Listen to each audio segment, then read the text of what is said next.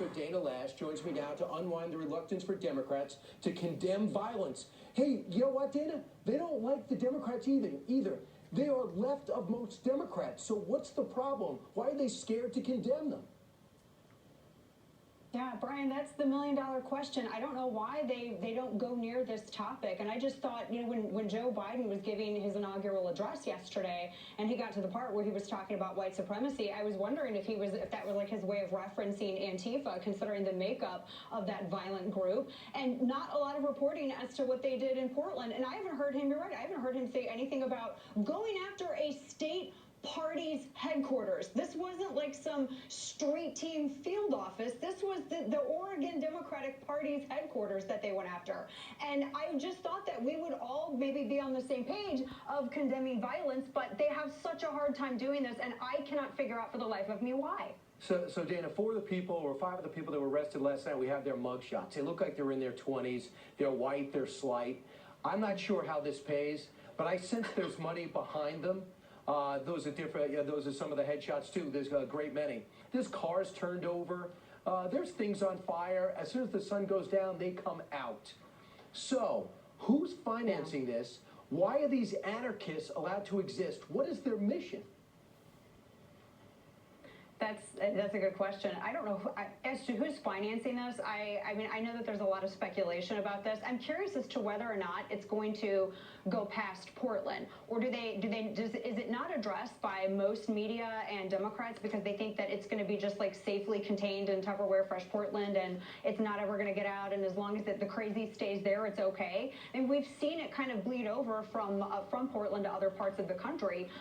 But I mean, that's just it. I don't know how these people eat. I don't know how they survive. I mean, do they work in shifts? Like, how do you take time off from your job for that long to go and bust up other people's businesses? I mean, we know they can't garden. I mean, we've seen the Chad's Chop thing, and they can't grow food. So I don't know what they're doing for money in order to go and sustain themselves. So I mean, what is behind this? Because it can't be zeal. At some point, you just tire out. You tire out, and the nation gets tired with you. So, Dana, think about this angle. The Capitol's already rebuilt and restored. The money goes in, the cleaning crews come in, and they come out. As horrific as January 6th is, it's almost back to normal. Minneapolis is not back to normal. Kenosha is not back to normal. Seattle has never been normal. I'm saying the people there that want to keep their delis open and their restaurants thriving, even in a pandemic, can't do it because the place has been destroyed. You know, in some of these cities, the owners have to pay to raise the building in order to get their businesses back, and they still got to pay rent and leases. So this is America. Yeah. We're focused on the capital of America, but most of the people that watch us are in these areas in the Midwest and the Upper West, and they're saying, why doesn't anyone care?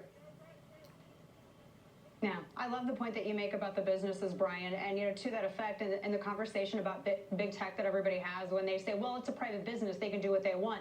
That hasn't been the position this entire year. If you're a private business, then you can open and you can earn a living and you can pay your employees. And you know what? You can pay that property tax that you're still going to have to pay in full, even though your area in which your property resides is going to be forcibly shut down by the government. You're not going to be able to earn the revenue to pay that property tax. Notice how no one's getting a moratorium on that. Evictions, rent, and everything else. But what about the things that all of that money pays for? The taxes. No moratorium there. But yeah, to your point, I mean, there are still businesses that are gone. There are businesses gone forever because of these riots, because of the destruction, not just in Minneapolis, but elsewhere. I know that we have now a sitting vice president that was happy to advocate for a bailout fund during the time which all of these violent rioters were being arrested. And of course, it comes out later that a lot of these people were repeat offenders, and it wasn't just rioters that were getting bailed out. I mean, there were a lot of, serious crimes like sex offenders,